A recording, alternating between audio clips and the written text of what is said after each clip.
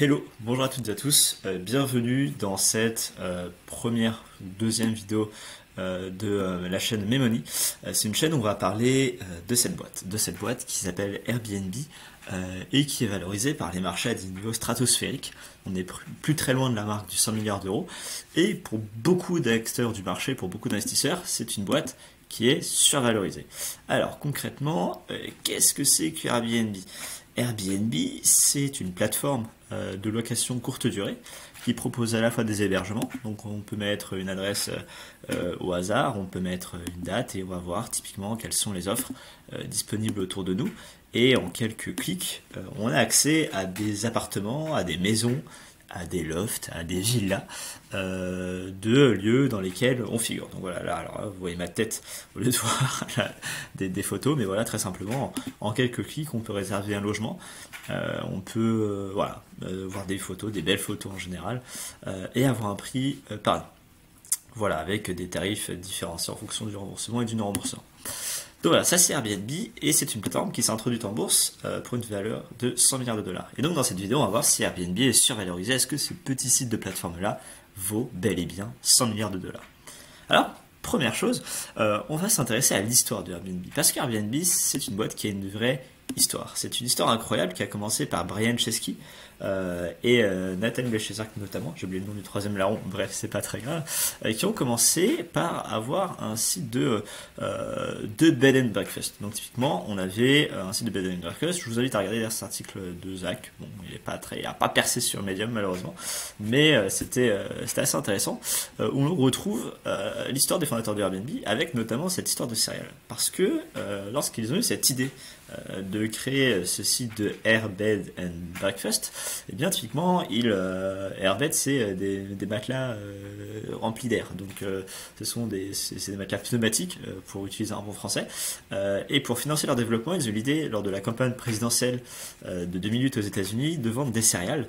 En fait, ils avaient laissé des paquets de céréales classiques, mais ils avaient vendu ça aux conventions démocrates et républicaines, des céréales Obama's O et Captain McCain's, avec l'idée de vendre des choses un peu différentes. Et ils ont du coup fait un carton. Ils ont fait un carton, ils ont réussi à se financer de manière rigolote. Alors si ça vous intéresse, je vous mettrai le lien de cet article-là pour voir comment cela s'est produit. Et donc Airbnb est arrivé, il y avait ce premier pitch deck-là.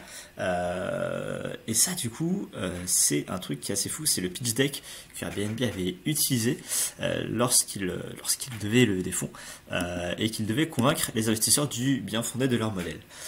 Alors, ils avaient identifié un problème qui était que quand on voyage, le prix c'est un facteur hyper important pour savoir où aller, que les hôtels, malheureusement c'est pas la meilleure expérience qui soit, et en tant que jeune voyageur, oui, je confirme que l'expérience entre Airbnb et un hôtel est très différente, et qu'il n'existe aucun moyen de réserver un emplacement avec quelqu'un qui est local ou de devenir quelqu'un qui héberge un host, un hébergeur, tout simplement. Et donc concrètement, eux, ce qu'ils avaient eu, c'était l'idée de faire cette plateforme web. Alors, ce qu'il faut savoir, c'est que c'était pas du tout les premiers à le faire. Il y avait d'autres plateformes qui existaient, notamment en Europe, qui permettaient déjà de le faire. On peut penser aussi à Couchsurfing, etc. Mais d'ailleurs, ils vont en parler dans leur présentation, avec justement une validation de marché qui passe par Couchsurfing, et également le fait d'aller sur Craigslist. Et d'ailleurs, au début, toutes les annonces de Airbnb étaient postées également sur Craigslist. Donc, on est quand même sur un marché rigolo, avec un total available market qui est assez fort, et aujourd'hui une part de marché qui, au moment de leur présentation, était assez minime. Donc voilà, c'était ce que je viens de vous présenter. On cherche par ville, on voit les listings, enfin les annonces, et on réserve. Et voilà, donc au début c'était l'average fee et un revenu qui avait quand même explosé à 200 millions de dollars de manière assez rapide. Voilà, ça c'était les gros débuts de Airbnb. Du coup au début, par exemple, ils postaient l'annonce sur Craigslist. Ils avaient des partenariats aussi avec des plateformes de réservation pour justement être référencés dans ces plateformes-là, des plateformes qui du coup avaient une partie offre, parce qu'une plateforme c'est mettre en relation offre et demande, une partie offre qui était enrichie avec les annonces de Airbnb. Et voilà, et des événements, Oktoberfest, Summerfest, Rock Up, Mardi Gras, etc. Et au niveau de la compétition, ils se mettaient justement dans le côté affordable et online, versus d'autres sites comme Couchsurfing, Craigslist ou bedandbreakfast.com qui existaient déjà, mais qui n'a pas scalé, étaient eux dans le côté plus offline. Alors là, c'est un petit peu biaisé, bed and breakfast, bien évidemment, c'est plutôt online. Mais voilà, grosso modo, et donc une verticale de affordable. De produits peu chers. Donc voilà, avec des avantages compétitifs. Bref. Ce qu'il faut savoir, c'est que Airbnb a également été au sein d'un incubateur de start-up qui s'appelle Y Combinator.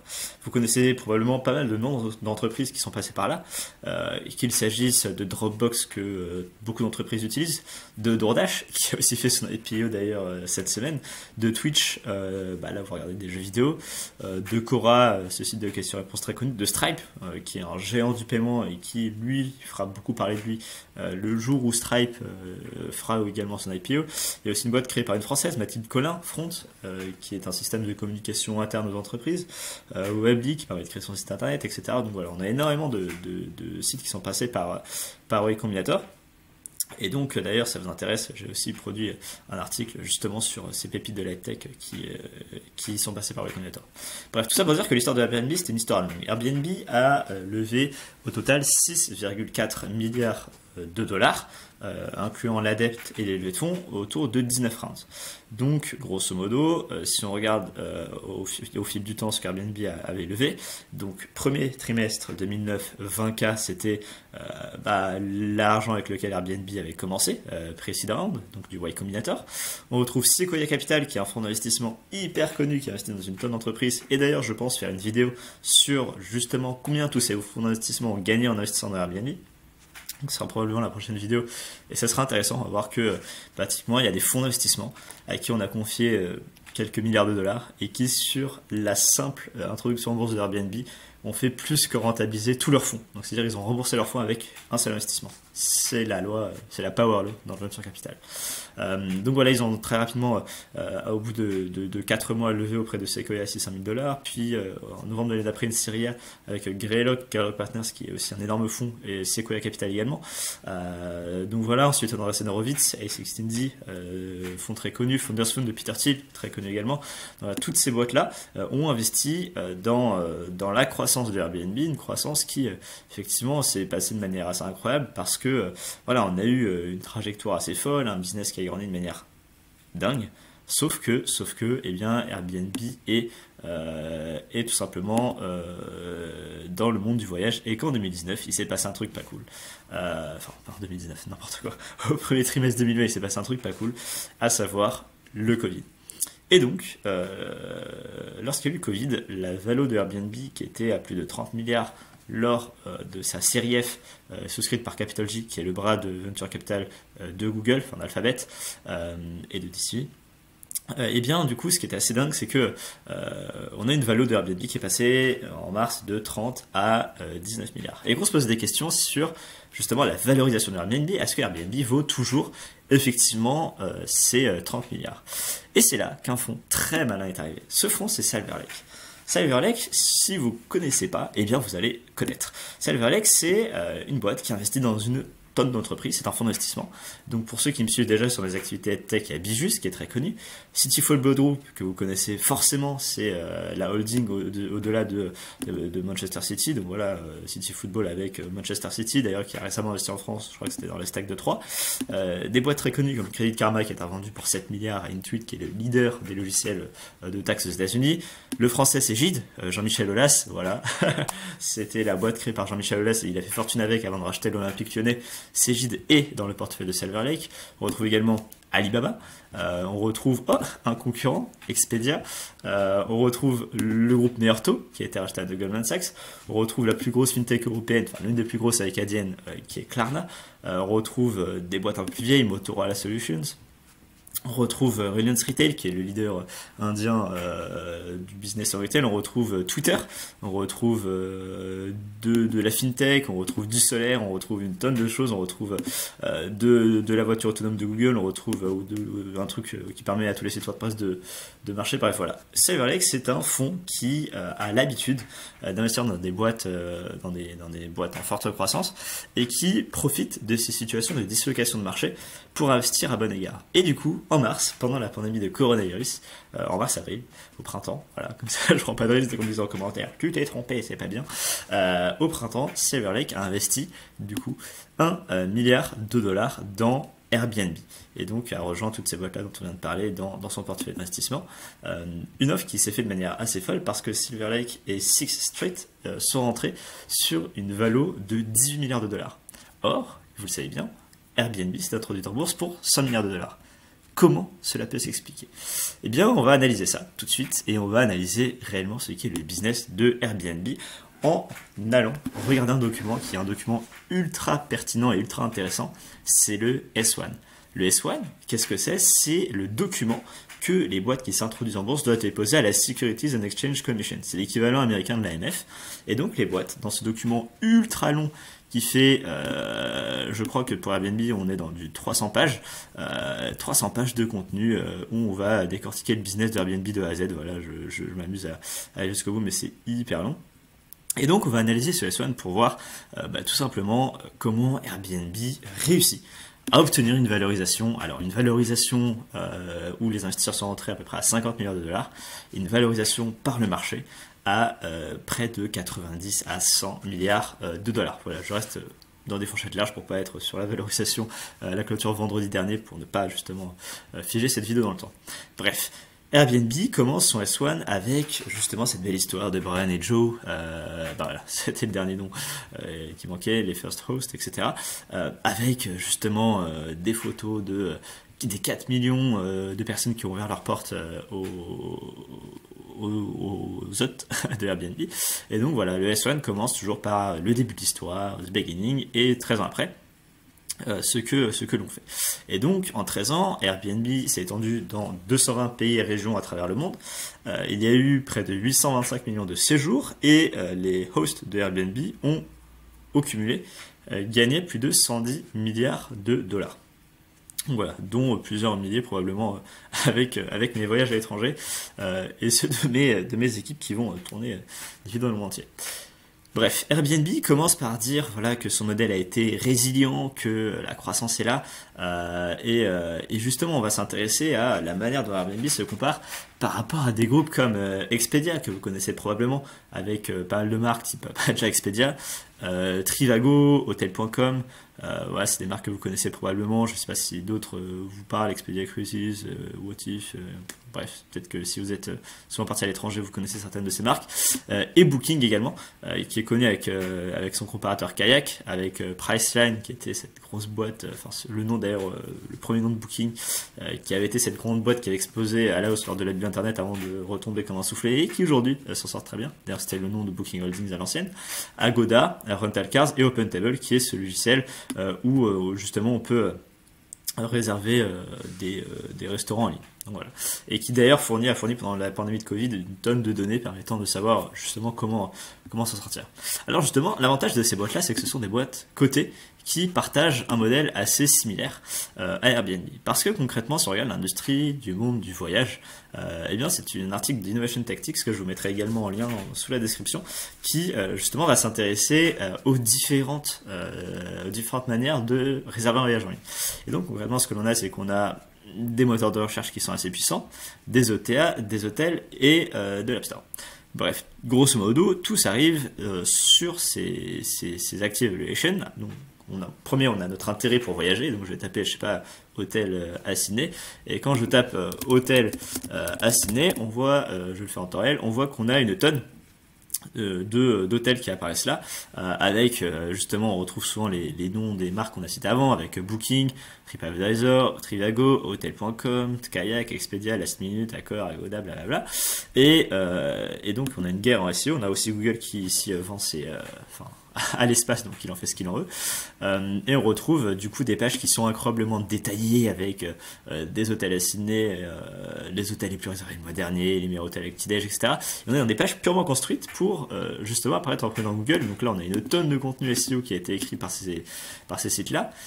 Et on remarque un truc, c'est qu'on ne voit pas Airbnb. On ne voit pas Airbnb. Pourquoi? Parce que Airbnb, lui, a choisi une value proposition qui est complètement différente. Airbnb ne va pas faire de référencement. Airbnb Airbnb compte sur sa marque pour qu'on aille directement, voilà, je vais aller à Deauville, boum, je réserve mon séjour sur Airbnb. Et donc on arrive sur des logiques qui sont complètement différentes où justement Airbnb se désolidarise entre guillemets de tout ce SEO et où justement là où ses concurrents ont différentes manières de se présenter sur le web, on arrive avec un Airbnb qui va justement aller casser ça. Aujourd'hui, ce que l'on voit, c'est qu'il y a principalement dans le monde du voyage, il y avait 3 modèles différents. Donc là, voilà, je passe un peu tout ça sur lesquels vous pouvez lire cet article d'ailleurs si vous êtes intéressé par le fait d'investir dans Airbnb, parce que pour le coup, ça fait partie des sites références quand on regarde justement tout ça. Et quand on regarde du coup les business models de toutes ces structures-là, on arrive à différents trucs. Alors ça, c'est un article qui montre des market cap de 2017. Donc Booking avait déjà à peu près cette market cap de 100 milliards. On avait les hôtels Marriott à 41 milliards. Aujourd'hui, c'est plus la même chose. Delta Airlines 35 milliards. Aujourd'hui, c'est plus la même chose. Southwest 33 milliards. C'est plus la même chose aujourd'hui.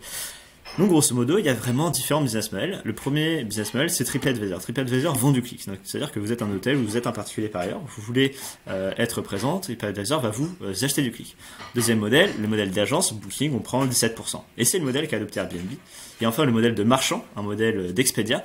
Le modèle Expedia, il est super simple, c'est-à-dire que Expedia va acheter 50 chambres d'hôtel pendant une semaine, 50 réservations dans un billet d'avion aller-retour pour Sydney, par exemple, et va les revendre en son nom propre. Et donc négocier des tarifs de gros.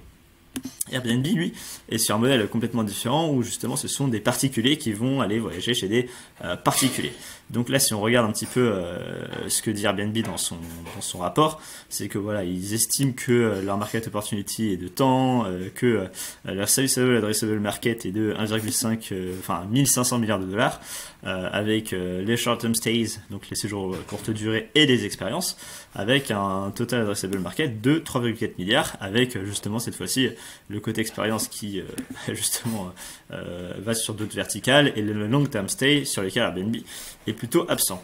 Donc pour la SN aussi, pour convaincre les investisseurs que Airbnb valait cette fois-ci 50 milliards de dollars, on avait justement des forces avec voilà ces grandes forces de Airbnb et la stratégie de croissance de long terme. Et quand on regarde du coup ce que propose Airbnb, c'est que effectivement récemment il y a eu le Covid-19 et le Covid-19 a permis donc à Silver Lake de rentrer sur une valo à 18 milliards et on a des tableaux qui nous permettent de voir concrètement comment les derniers chiffres avec donc la forte baisse de l'activité qu'on observe là en avril avec le Covid et un retour pas à la normale non plus, mais un retour à une activité qui est plutôt satisfaisante. Si on regarde le gross daily rate, donc c'est le revenu moyen par quotidien des réservations, on retrouve un niveau, alors en hiver c'est moins élevé qu'en été parce qu'en été forcément c'est plus de vacances, etc. Mais on retrouve un niveau plus normal, après le 91 $ où tout le monde effectivement pouvait voyager pour très peu cher parce que personne ne pouvait voyager. Mais voilà, on a ensuite les risques, et donc là il y a une tonne de risques qui sont définis, qui sont cette fois-ci résumés, qui sont bien plus longs. On a l'offering, mais nous, ce qui va nous intéresser, c'est de voir concrètement les comptes de Airbnb. Et là, je vais rebouger ma tête ici pour justement voir concrètement quels sont les comptes d'Airbnb. Donc, on a toujours le revenu, donc le chiffre d'affaires. Donc, on a le chiffre d'affaires. Le chiffre d'affaires, ici, on a en 2017 2,5 milliards de chiffre d'affaires. 3,6 milliards en 2018, 4,8 milliards en 2019, on est sur un trend de croissance assez fort, où grosso modo, Airbnb était jusqu'en 2019 sur un trend de doubler, ou de presque doubler ses revenus tous les 2 ans. Avec un cost of revenue qui est resté avec 1,1 milliard de cost of revenue. Alors, sachant que ce revenu-là, c'est pas les bookings, c'est pas les réservations. Le revenu, c'est le cut que prend Airbnb. C'est quand là je réserve un logement, Airbnb va afficher un prix. Et dans ce prix-là, il y a les frais de service. Et les frais de service, eh bien, c'est ce qui fait fonctionner Airbnb. Voilà, les frais de service participent au financement de la plateforme. Donc ça, c'est le revenu de Airbnb. Donc Airbnb va avoir du cost of revenue, va avoir des opérations et support. Donc j'ai un problème avec ma réservation, SVP, aidez-moi. Le product development, donc c'est toutes ces fonctionnalités un peu nouvelles qui apparaissent sur le site et qui sont développées. Ça coûte cher. Voilà, depuis peu, on peut voir en heure de route des destinations dans lesquelles aller avec des belles illustrations, avec toutes ces expériences en ligne aussi qui ont été produites et qui ont été développées pendant le confinement. Donc voilà, ça c'est ce qui s'appelle faire du produit. On voit également des dépenses de sales and marketing, qui étaient l'an passé 1,6 milliard. Cette année, sur les 9 premiers mois, elles ont été divisées par 2.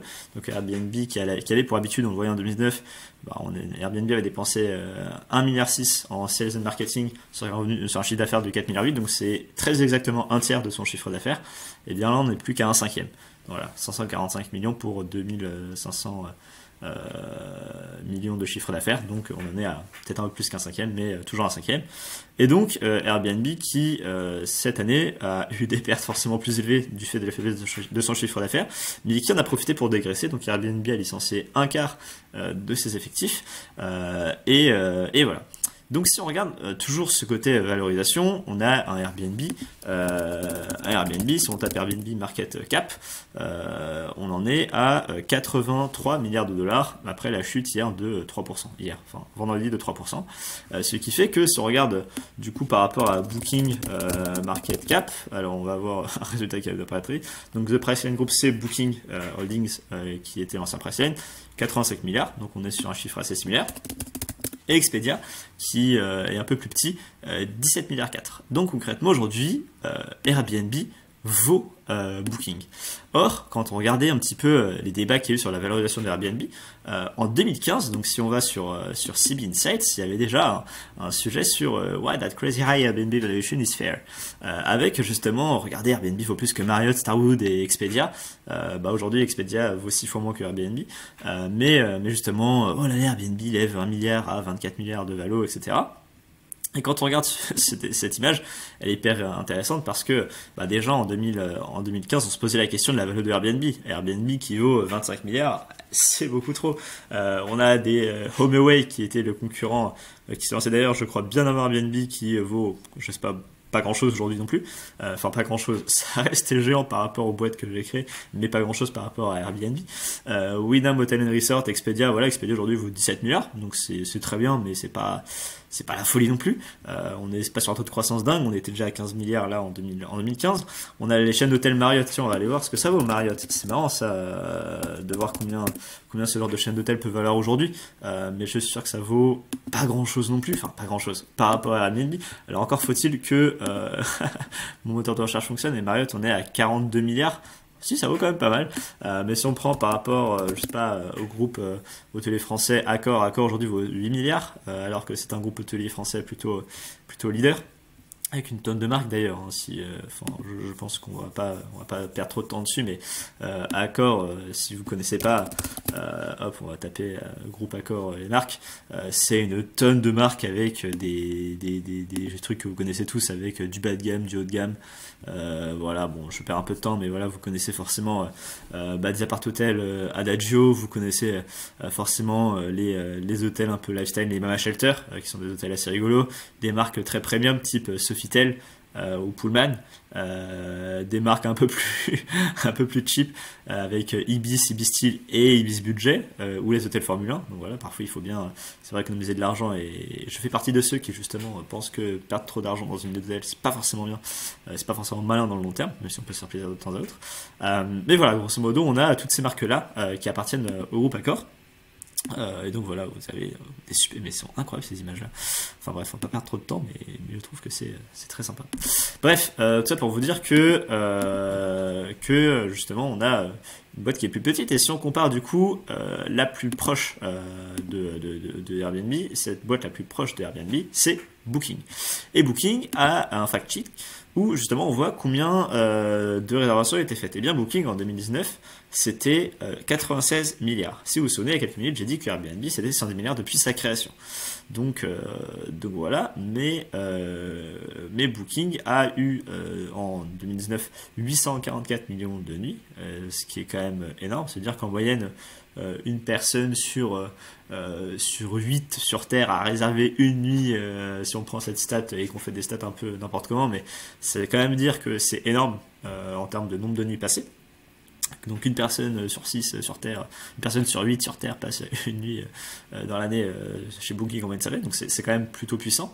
Donc voilà, et on a du coup toutes ces dépenses qui viennent se cumuler avec du coup des coûts qui sont là. Donc on va revenir dessus plus tard. Et donc quand on compare avec Airbnb, en 2019 Airbnb c'était 251 millions de nuits et expériences. Donc voilà, parce que parfois il y a des expériences qui sont faites, des expériences, c'est toute cette partie-là que je trouve pas incroyable, hein, mais c'est aujourd'hui c'est des expériences en ligne, mais c'est des expériences où on va faire une balade avec quelqu'un, etc. Et là pour le coup, j'avoue à titre personnel d'avoir plus de mal à voir la valeur ajoutée d'un Airbnb versus des guides locaux, mais tout comme ceux qui il y a quelques années disaient je vois pas quelle est la valeur ajoutée d'avoir des nuits d'hôtel chez des particuliers, etc. Donc voilà, peut-être que je dois aussi me mettre à jour. Après, je trouve que sur l'online, avec toute la tonne de contenu qu'on peut avoir gratuitement sur des sites comme YouTube ou autre, j'ai un peu de mal à voir enfin en quoi payer est plus utile que faire du gratuit. Mais bon, bref, ça c'est mon opinion personnelle. Bref, tout ça pour dire que en 2019, donc on est à 38 milliards de nuits réservées. Si on revient chez Booking, on était à 96,4. Donc grosso modo, par rapport à la taille du business en termes de chiffre d'affaires, gros warning, ceux qui font l'investissement dans l'entreprise savent que le chiffre d'affaires ne permet pas de valoriser une structure. Je ferme la parenthèse. On en est à 96 milliards versus 326. Donc Airbnb bien plus gros. Mais si on regarde la croissance, 185, 250, 326. Et chez Booking, en 2017, on en était déjà à 673. Donc on est sur une croissance qui est quand même bien plus faible. En termes de gross travel bookings, on passe de 81,2 milliards à 96,4. La croissance n'est pas explosive, alors qu'on passe là de 21 milliards à 38 milliards. Croissance autrement plus explosive. Et c'est ça que vont juger les marchés. C'est pour ça que les marchés vont justement juger Airbnb bien plus que d'autres. Alors là, le S1 aux États-Unis a cet avantage d'avoir un énorme topo sur les risques, sur tous les risques typiquement que l'on court lorsqu'on investit dans Airbnb. Donc ça c'est hyper intéressant, je vous laisse regarder ça, il y a des choses de RGPD, de cybersécurité, de monde qui n'arrive jamais à se débarrasser du Covid, bref, vous avez plein de choses hyper intéressantes. Je vais passer parce qu'en slidant comme ça c'est hyper long, mais il y a une tonne de choses, les services de paiement par tiers, etc., notre propriété actuelle de données, etc. Je vous laisse vraiment regarder ça, c'est hyper intéressant, et c'est vraiment de rentrer au cœur du business tout simplement de Airbnb, avec du coup c'est des données techniques sur la distribution, etc. Mais bref, grosso modo, ce sont des choses qui sont ultra importantes quand on est investisseur professionnel, les analystes financiers typiquement vont passer une tonne de temps à aller sur ce genre de choses. Donc ensuite on passe sur justement ces slides-là avec du coup cette croissance explosive de Airbnb avec donc justement ce nombre de nuits d'expérience, des discussions du management, ils vont présenter leur business model, ils vont dire concrètement que voilà 76% des annonces ont été réservées dans les derniers mois, 90% dans les dernières 24 mois, et qu'il y a 54 millions de clients actifs en 2019, 247 millions de guest arrivals, donc en moyenne 5 voyages par membre actif. Donc voilà, ça ce qu'on a c'est des stats intéressantes. Avec typiquement voilà, une nuit 6 $, les host fees $3, donc le host a 87 $ de payer, que le guest lui va en payer 116 et que les service fees sont de 15 $. Donc grosso modo on est à peu près comme sur du booking. On a toujours ces graphiques là qui sont hyper intéressants. Alors je me permets de zoomer un peu pour ceux qui sont sur mobile. Alors petit warning, je sais que c'est chiant le mobile, mais en fait on peut passer le site de SEC. Ah si on peut, très bien. Je vous invite vraiment à passer quand même sur des versions ordi, parce que quand on décortique une valeur, le faire via mobile c'est un peu compliqué. Donc, on voit que en termes de nuits d'expérience booked, on a une croissance explosive, 31% l'an passé. En termes trimestriels, au Q3 2020, on arrive à peu près au niveau du Q3 2018, donc c'est plutôt positif. Alors en fait là mon ordi est en train de déconner, je l'arrête à charger, je reviens dans 2 secondes. Hop, ce sera plus simple de charger. Et donc voilà, au niveau du quarterly gross booking value, ici au Q3 2020 on est à 8 milliards, au Q3 2018 on était à 7,5, donc on a mangé la croissance 2019, mais là on est déjà retourné sur des niveaux plutôt satisfaisants. Quand on regarde toujours les EBITDA trimestriels, c'est pas beau, mais ça fait partie des boîtes en pleine croissance. Et donc voilà, là vous avez une tonne de statistiques qui sont hyper intéressantes quand vous cherchez à investir activement dans la valeur.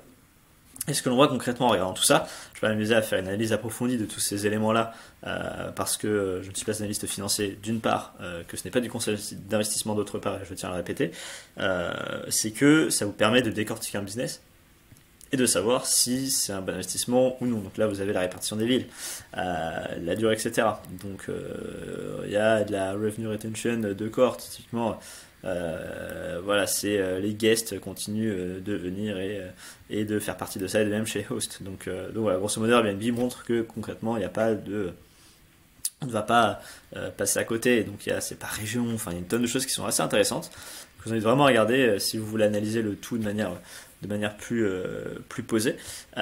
Mais ce qui est assez intéressant ensuite, c'est ça. C'est concrètement de voir comment, en pourcentage du revenu, comment le chiffre d'affaires de Airbnb se compose en termes de dépenses.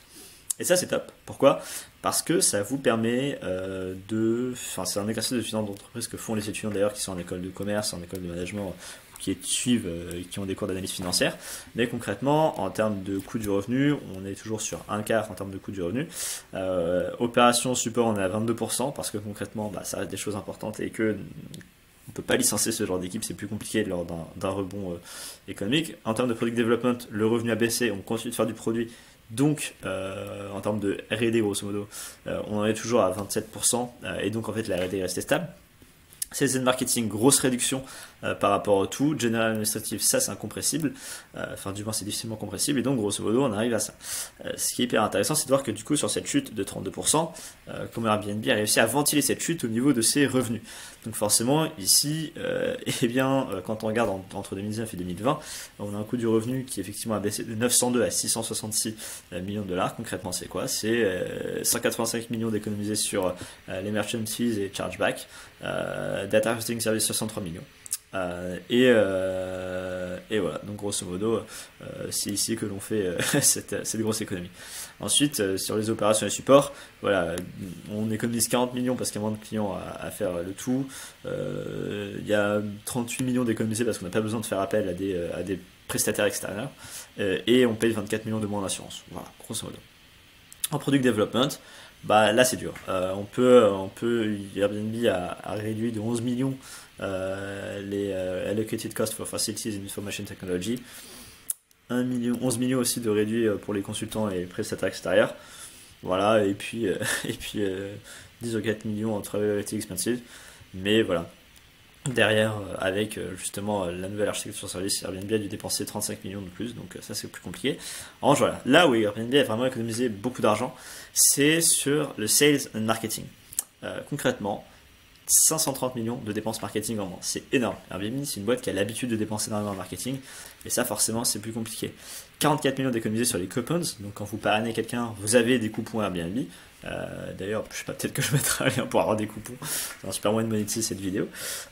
Et ensuite, vous avez aussi voilà, des decreases in travel and entertainment related expenses avec tous les événements qui ont été annulés, etc. Donc voilà, ça c'est ce que vous pouvez voir. Et 17 millions d'économisés en licenciant un quart du personnel, ce que l'on voit également ici avec le tout. Donc voilà, grosso modo, ce que ça implique. En termes de taux d'intérêt, eh bien, on est dans un univers de taux bas. On peut emprunter pour pas très cher.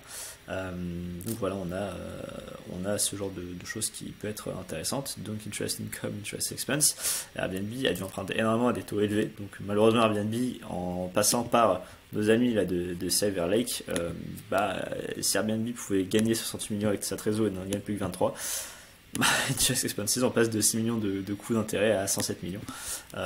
Donc voilà, c'est très sympathique. Avec justement, ils ont ce prêt de 2 milliards qui a été consenti en avril. Donc voilà, c'était bien en avril et non pas en mars. J'avais bien raison de me corriger. Donc voilà, ça c'est tout ce qu'on peut voir sur les opérations et le support. Et du coup, on peut se dire, mais voilà, concrètement, Airbnb, est-ce que ça vaut 88 milliards? Est-ce que le business de Booking et d'Airbnb comparable? Bizarrement, j'aurais quand même tendance à dire que oui. J'aurais tendance à dire que oui. Pourquoi? Parce que concrètement, alors ça c'est horrible, j'ai ma webcam toute pourrie, je vais revenir au mode review. Pourquoi? Parce que concrètement, ce sont des business qui n'affichent juste pas la même croissance. Quand on regarde ce tableau-là en termes de croissance, Airbnb c'est une entreprise de croissance. Et dans un monde où les valos sont exponentiels, sont exceptionnels, Airbnb qui vaut 90 milliards de dollars, ça me semble pas déconnant, sachant que quand on investit dans le long terme et qu'on ne fait pas de la spéculation, on regarde un horizon à très long terme. Et aujourd'hui, il semblerait que sur des boîtes qui sont en train de gagner leur marché, on arrive à des valos dingues. On peut repenser à Tesla. Si on regarde Tesla, en termes de prix d'action, oui, Tesla vaut 578 milliards de dollars, a fait sur une année des performances boursières juste incompréhensibles pour le commun des mortels. Donc le cours a pris 750%, donc x 8,5. Bah ouais, bah c'est peut-être parce que Elon Musk a gagné cette conscience des marchés, a renforcé son bilan et a d'ailleurs levé par 2 fois 5 milliards de dollars sur les marchés pour financer le tout. Et que peut-être que Tesla n'est pas qu'une entreprise de l'automobile, une entreprise du secteur solaire, du secteur des batteries qui vont équiper peut-être tout notre quotidien et puis de plein d'autres choses. C'est irrationnel, je trouve, toutefois, mais ça me semble être la caractéristique de cette croyance très forte dans l'avenir de structure.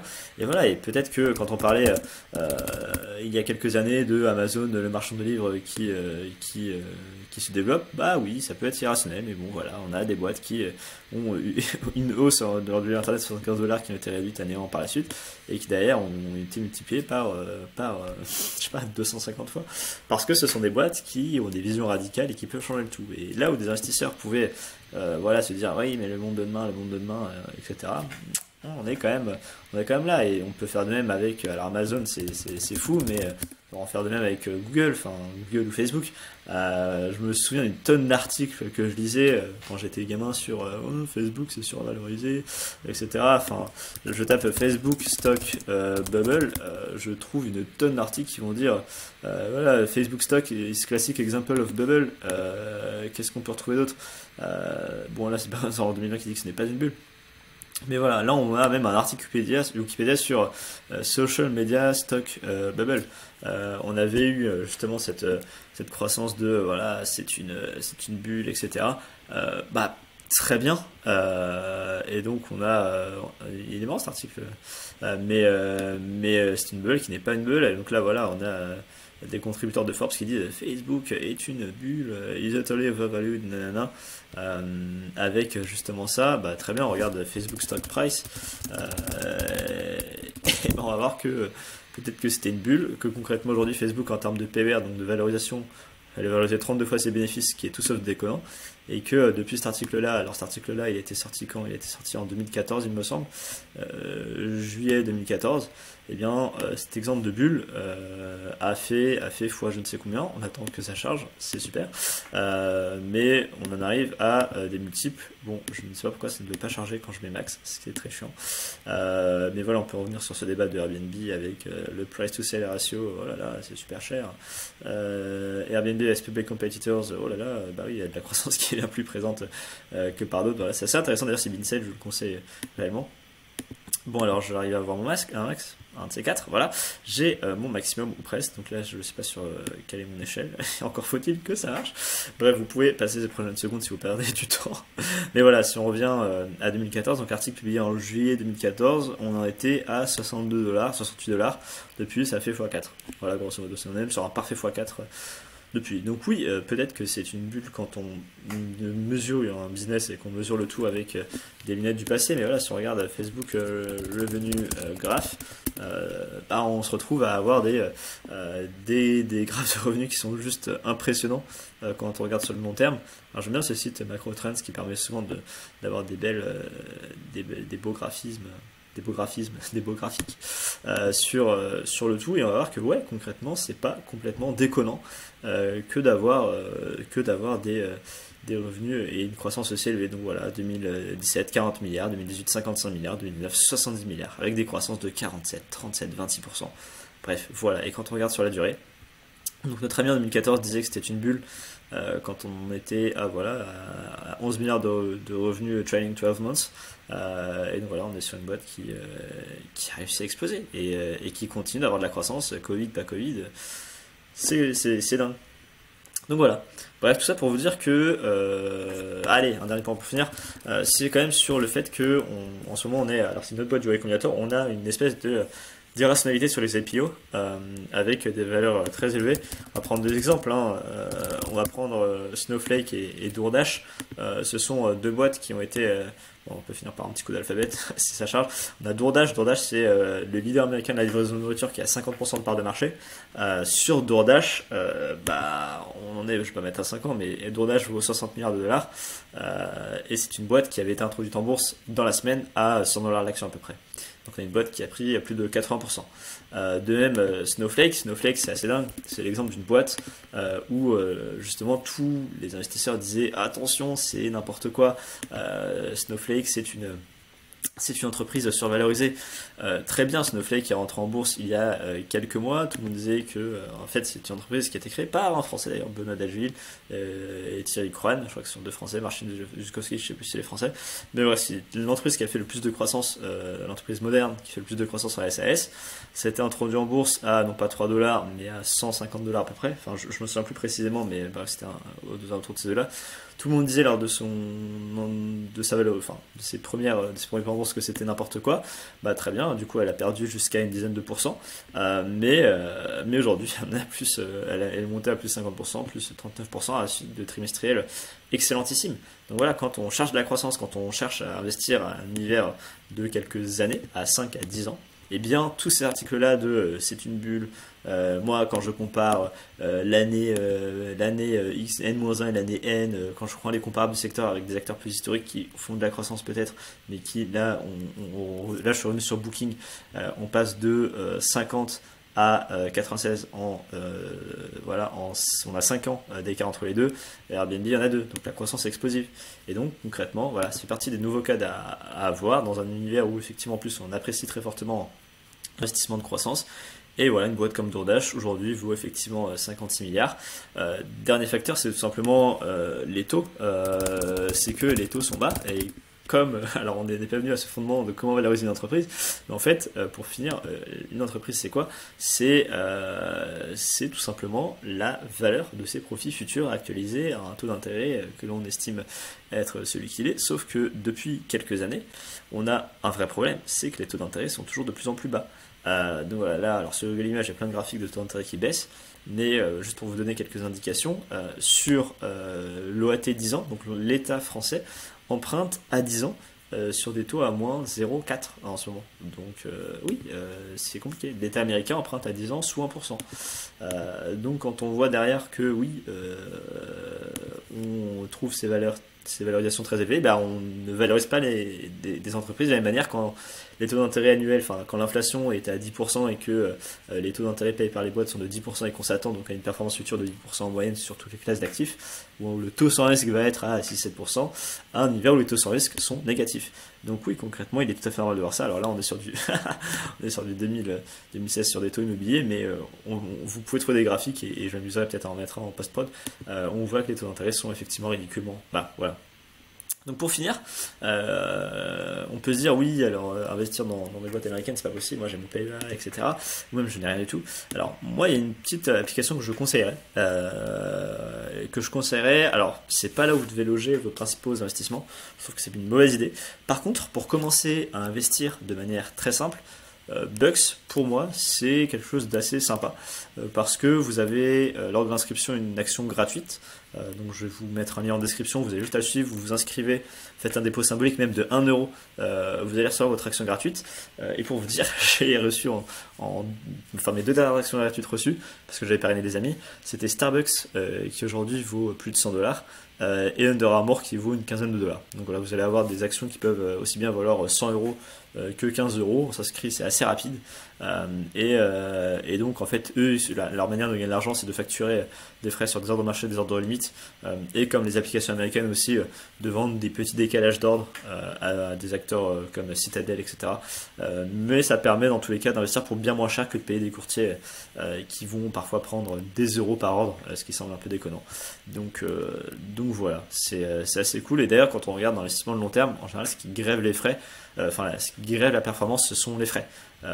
Donc voilà, pour ceux qui ont cette habitude d'être très actifs dans leur gestion, je vous conseille plutôt d'être passif d'ailleurs, donc avec plutôt du long terme avec des ETF ou des actions, mais si vous voulez investir dans des actions en particulier, ce genre d'applications comme Bucks, on peut aussi citer des Giro ou autres, sont de très bonnes solutions peu chères, et je vous déconseille clairement d'investir à travers vos banques. Donc voilà, c'était la fin de cette vidéo. Où la fin de mon propos c'était pour dire que voilà, quand on se posait cette question de Airbnb survalorisé en 2015 par rapport à ses compétiteurs, aujourd'hui Airbnb en vaut 3 fois plus que ces boîtes qui sont restées stables, ou Marriott a fait 2 fois plus d'ailleurs, mais bon voilà. On en est quand même à des questions qui sont hyper intéressantes. Je dis pas avoir forcément raison, mais en tout cas voilà, si Airbnb a une market cap qui revient sur 50 milliards, je réinvestis très clairement et je rachète parce que ce sont des boîtes qui définissent l'avenir. Et aussi en tant que millénial, concrètement aujourd'hui, je vais très peu sur Expedia, je vais très peu sur Marriott, que ce soit pour des trips personnels ou business. Par contre, Airbnb, c'est la base. Et je trouve l'expérience bien plus sympa que dans des hôtels type Booking, etc., où on n'est pas obligé d'aller dans des restaurants, etc., et on peut se faire manger, on peut faire plein de choses. Donc voilà, c'est pour moi, j'utilise mon usage personnel et je généralise, ce qui n'est pas forcément une bonne chose, mais voilà, au niveau générationnel, je pense qu'on est sur un shift particulier. Et quitte à me dire quelle action seras-tu fier de posséder en 2050, eh bien je dirais certainement à mes enfants, si j'ai la chance d'en avoir, que je préférerais avoir eu Airbnb en portefeuille, et Airbnb qui vaudra peut-être 1000 milliards de dollars, que Expedia, Booking, qui sont des plateformes qui n'ont pas forcément été dans les usages les plus fondamentaux, ou alors que Marriott ou Accor Hotel, qui eux ont décliné parce que ça ne correspond pas à ce que notre génération veut. Donc voilà, il faut toujours garder cet objectif de long terme et commencer à investir en ayant toujours ça en tête. Soit vous faites de la spéculation de très court terme, typiquement ceux qui vont aller sur des valeurs comme Tesla, etc. Soit vous investissez en vous disant que j'ai juste pas envie de regarder mes actions tous les jours, j'ai juste envie d'avoir un portefeuille et de m'assurer ma prospérité individuelle en investissant en bourse. Donc voilà, je vous invite vraiment à le faire. Je vous invite à commencer par Bucks. Donc voilà, et si vous avez liké cette vidéo, enfin si vous avez apprécié cette vidéo, et si vous êtes là au bout de 45 minutes, je pense que vous l'avez apprécié. Donc au moins mettez un petit pouce bleu, ce serait cool. Et puis abonnez-vous, ça peut me pousser à également aussi faire ce format de manière un peu différente, à potentiellement plus investir dans du contenu pour que vous ayez des vidéos de meilleure qualité et que vous puissiez avoir des vidéos autres que voilà mon écran qui bouge, des slidcasts très longtemps comme ça. Et voilà, c'est une chaîne qui n'a pas d'ambition pour le moment. Sur laquelle je bosse de manière très peu régulière et qui a juste pour ambition de partager effectivement ce que je peux découvrir, quelques points de vue, quelques insights que je peux avoir de mon côté. Donc voilà, j'espère que vous avez apprécié cette vidéo. N'hésitez pas à commenter si cela vous intéresse. Et quant à moi, je vous dis à très vite pour une prochaine vidéo. Et d'ailleurs, dites-moi en commentaire quelle vidéo vous voulez que je fasse. Je me tâte à commenter soit Alchimie, cette introduction en bourse récente qui se veut être l'espèce de Netflix français avec une tonne de chaînes thématiques. Je me tâte à parler du SPAC de Xavier Niel qui s'appelle 2MX Organic. Donc là, mon écran, enfin mon ordi commence à galérer avec tout, mais Alchimie, c'est une régie qui bosse avec une tonne de youtubeurs géopolitiques, etc., qui créent des chaînes différentes. 2MX Organic, c'est le SPAC de Xavier Niel, de moi Alexandre Zouari et de Mathieu Pigas. Voilà, alors si vous préférez que je parle de ça, dites-le moi en commentaire. Donc voilà, il y a plein de sujets intéressants. On peut aussi parler de l'Amazon de l'immobilier, Open Door, si ça vous intéresse, c'est aussi un SPAC. Donc voilà, je vous invite vraiment à me dire ce que vous attendez. On peut aussi parler de Engie qui avance sa structure un SPAC. Donc voilà, on peut vraiment faire plein de choses et je vous invite vraiment à me dire en commentaire ce que vous appréciez plus. Voilà, donc je vous souhaite à tous une très belle journée. Sachez que ce sera la dernière vidéo filmée par cette webcam toute pourrie, enfin première et dernière. On va quand même un peu investir dans la qualité très rapidement et même au niveau du son. Voilà, je vais essayer de faire mieux pour les prochaines fois, mais bon, je me dis qu'il faut toujours se lancer et voir ce que vous en pensez. Donc voilà, n'hésitez pas à être actif en commentaire et puis on se retrouve très rapidement pour de prochaines vidéos, voilà, soit autour d'alchimie, soit autour de d'autres sujets, type de MX organique ou autre. Voilà, allez, ciao, à très vite.